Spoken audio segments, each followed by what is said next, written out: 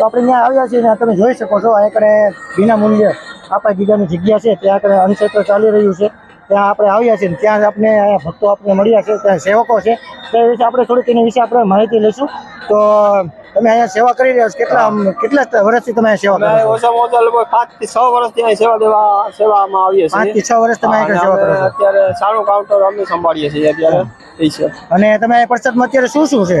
અત્યારે શીરો છે, ગાંઠિયા છે, બુંદી છે, શાકભાજી, દાળ, ભાત ને બીજું ફરસાણ અને સાંજે રાખેલું છે પાવભાજી અને બુંદી ગાંઠિયા.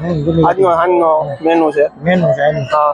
અને તમે અત્યારે મેળામાં 5 દિવસથી તમે એક ધારા સેવા કરો છો તો અંદાજે તમે કેટલા માણસોને જમાડતા હશો તમે?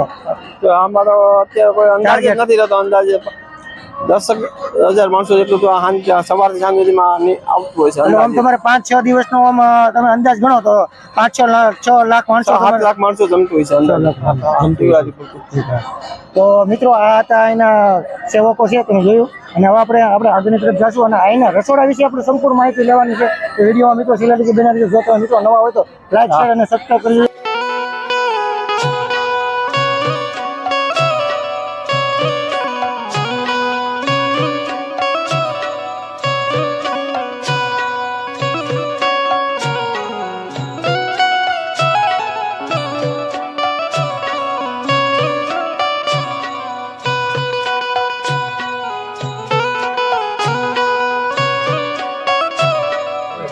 બોલો આપા ગીગાની.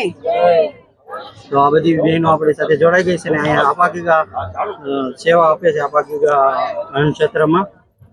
તો તમે કેટલા વર્ષથી અહીંયા આવો છો? અમે 5 વર્ષથી આમાં સેવામાં આવીએ છીએ બેનો. 5 વર્ષથી આવો છો અને કેટલા દિવસ રોકાવશો?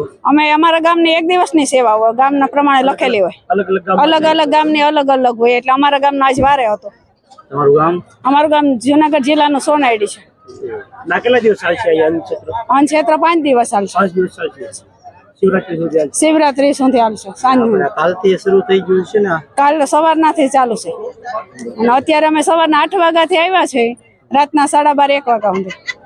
કેટલી બહેનો તો સેવામાં છે? અમે અત્યારે 7 થી 8 બહેનો છે અને જેન્ટ્સ કેટલા 30 જેટલા જેન્ટ્સમાં આવ્યા છે. જય આપા ગીગા. બોલો આપા ગીગાની, શામજી બાપુની, વિજય બાપુની.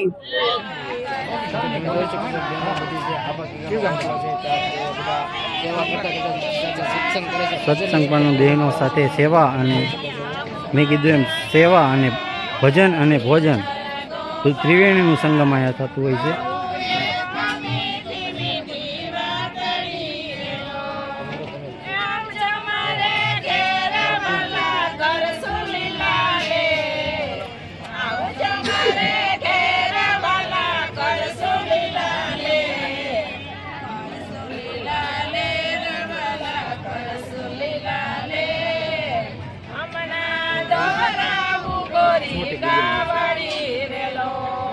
જય આપા ગીગા.